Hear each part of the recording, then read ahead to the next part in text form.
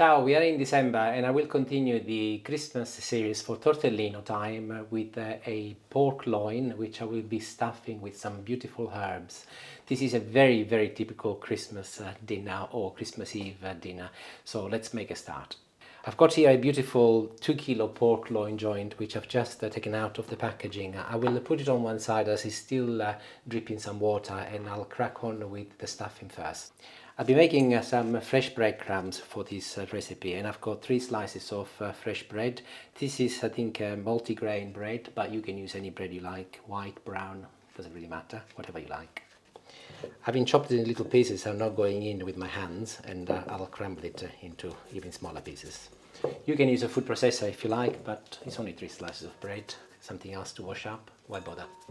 And also it doesn't have to be very small, and I think actually sometimes if you're stuffing meat like pork, the chunkier you leave, the better.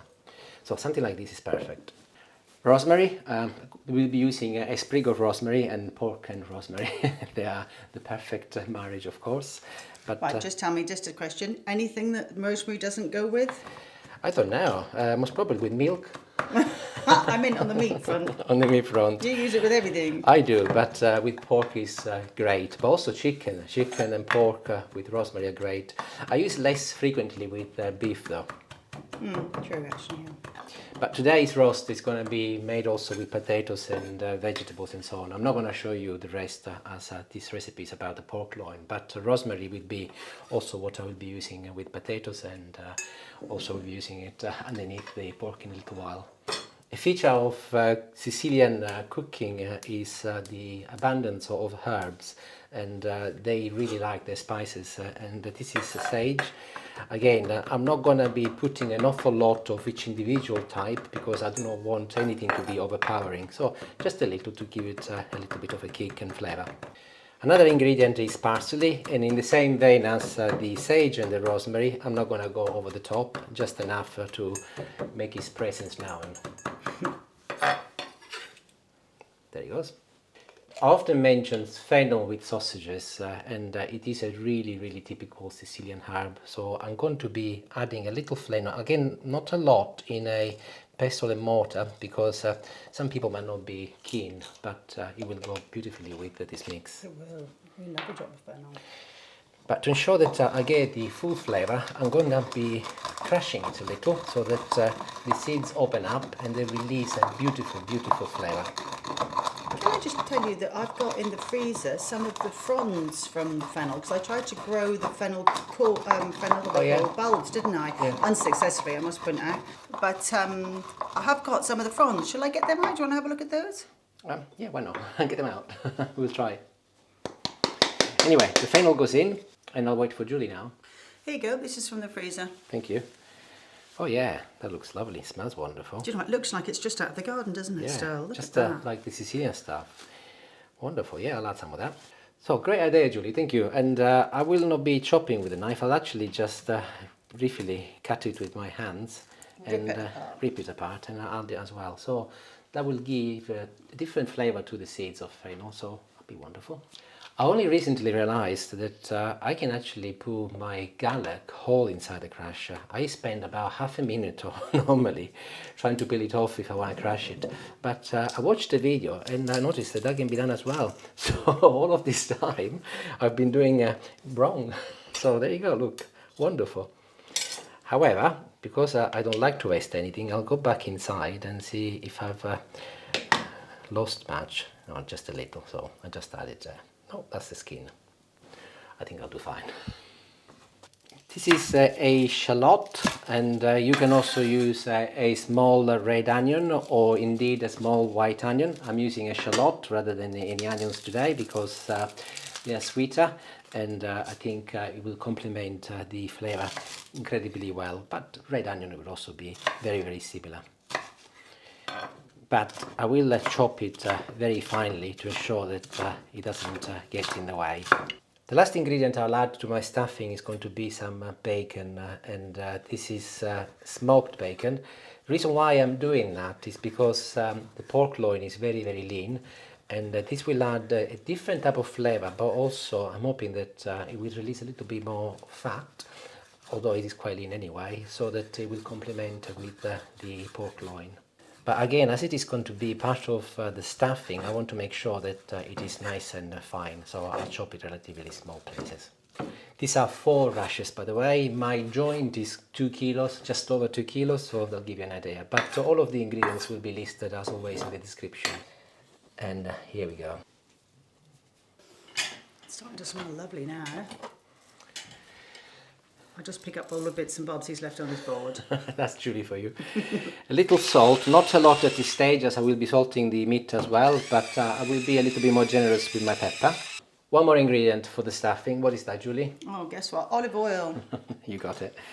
But again, as we got the bacon in there, and also the pork is going to be quite fatty anyway, I will not be putting a lot in.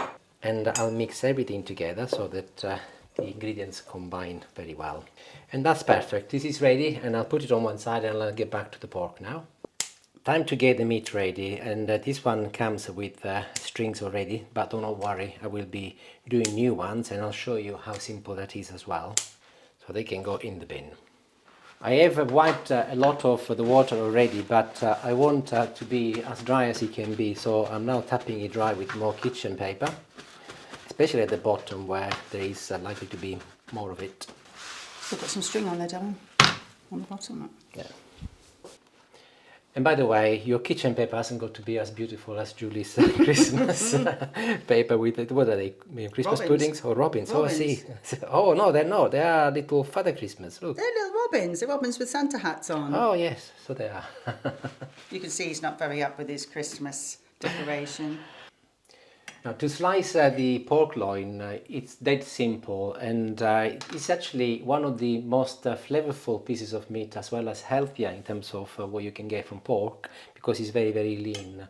And the one thing you need is a very, very, very sharp knife. So I've got this knife here, which I sharpened this morning. By the way, if you'd like to see how I sharpened my knives, let me know in the comment and I can do a little video for you.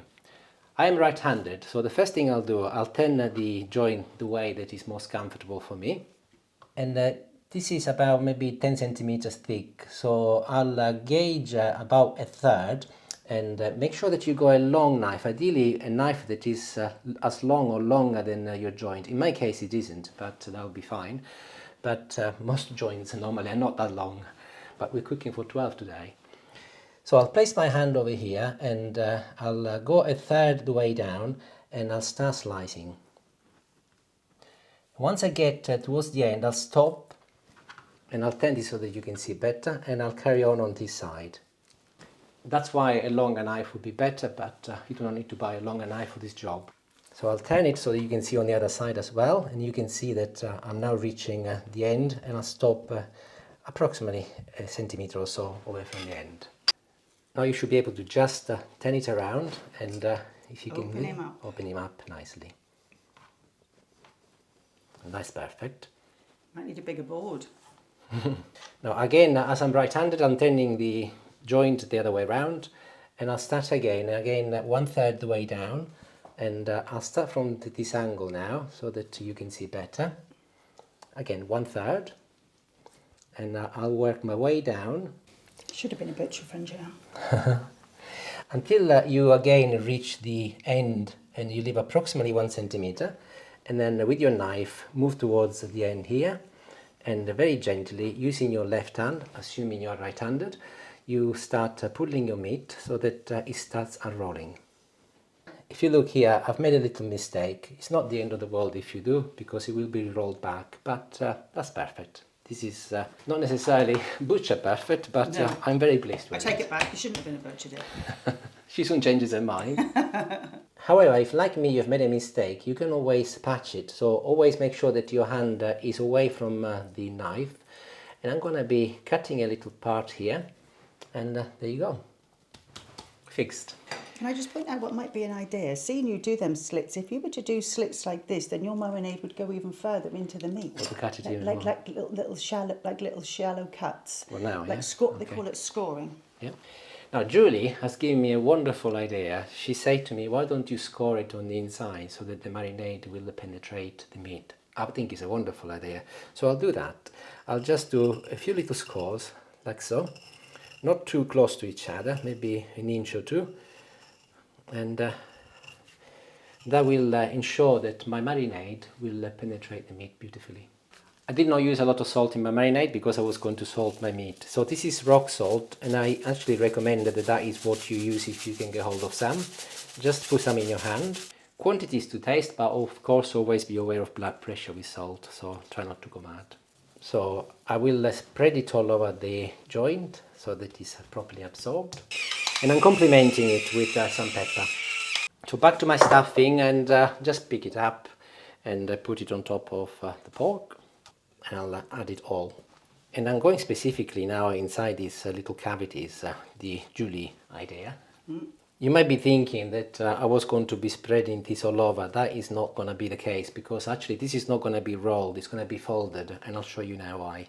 So I've made sure that I left a good inch from the edges here, and this is the nice looking part of my joint, so I'll fold that second. So I'll start from this end and I'll do one fold. Effectively I'm putting it back to its original shape, and then I'll go back. Actually, before I do that, make sure that you press it well, don't be too shy, so that it's nice and compact, and then get the other end and fold it back. And there you have it. You've got your beautiful looking joint back to its original shape, almost if nothing ever happened. I said earlier that I was going to show you how you can tie back. I've watched many videos on YouTube, and one thing I do not like is when people show something and they rush it and you cannot really follow it. So I'm going to take my time and show you how I tie my meat. Cookie string, obviously long enough to go around the piece of pork. I'll place it underneath. Have the shorter part against your left hand, assuming you are right-handed, and just do a normal knot as if you were doing your shoelaces, but ensure that your finger is underneath, just like you were doing your shoelaces.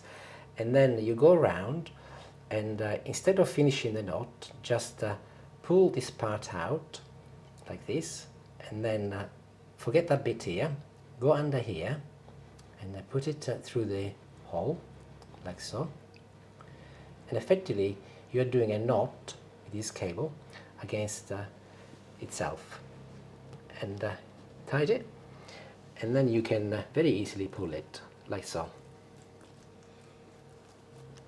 Oh my goodness, that confused me. You're going to have to do some more of those. I'll do it again, but before I move on, I'll lock this. It's nice and tight. Actually, I'll do a little bit tighter.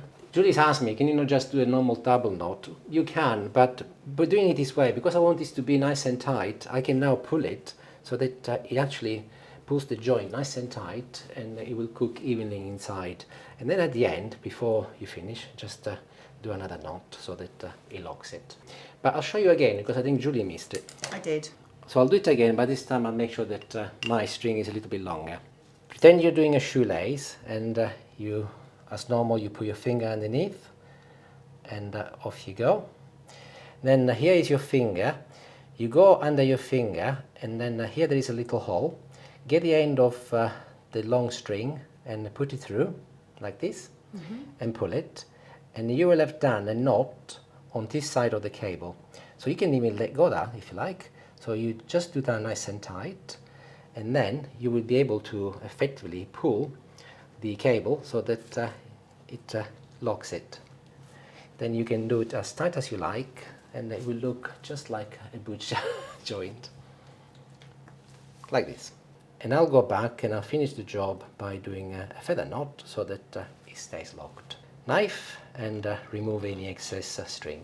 Job done. So I'll do the rest, and then we can pop it in the oven.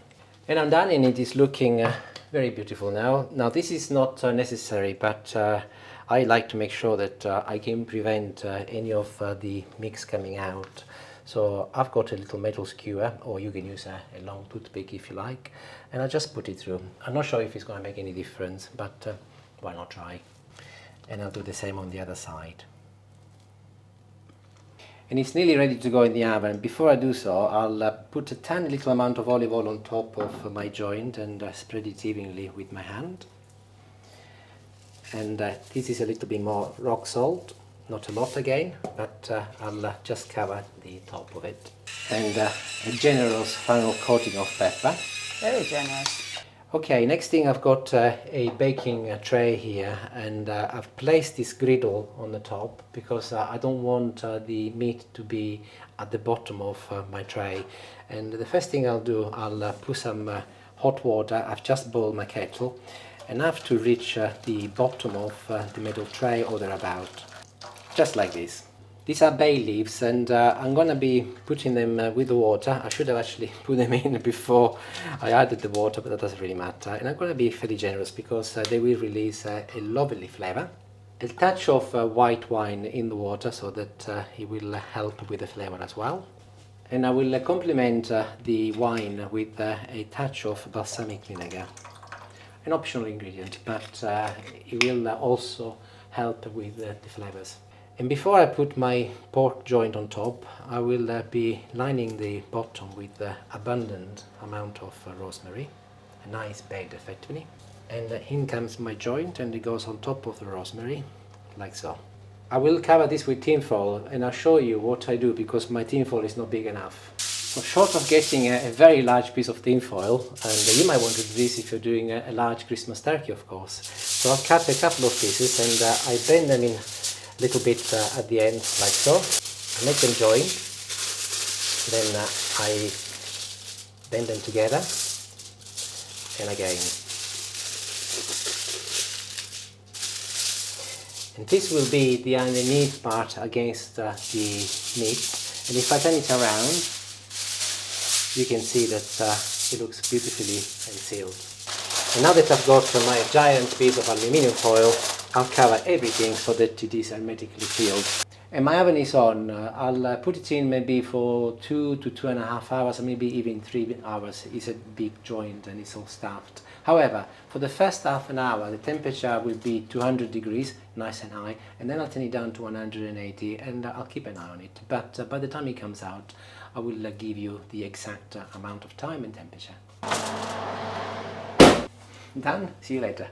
Great, so to recap, the meat is cooked 2.5 hours as planned, first 30 minutes 200 degrees, and the last 30 minutes I actually removed the tin foil so that it got nice and brown, but for the remaining cooking time it was 180 degrees. And here it is, it's looking absolutely beautiful. It's been resting now for a good 10 minutes and I'm ready to carve it. Smells delicious. First thing to do though is to remove the strings so that then it's easier to carve. He doesn't want to come off. I don't think I've cut it. There you go. Done. Perfect. And let's take a look. Oh, it looks good. Wonderful. Our guests have arrived, just for completeness. So in Italy they would do this most probably on Christmas Day or even on New Year's Day. And they would have it as a side with some roast potatoes cooked with the meat most probably, and also some carrots. This is going to be our lunch today. We are adapting a Sunday roast, so we'll have Yorkshire puddings and vegetables, but the meal will be pretty much this meat. And I'll try some and then I will go so that we can crack on with dinner. And I want to go and find something where there is a little bit of my stuffing, like this piece here. Smells delicious.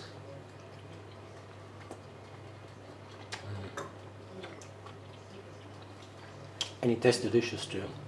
It's absolutely gorgeous. If you make it, you can adapt any herbs you like, or you can put also ham instead of bacon, or you can change it with pancetta. Entirely up to you, but it's absolutely wonderful. Thank you for watching, and if you make it, let me know how you get on. Arrivederci, grazie, and ciao ciao.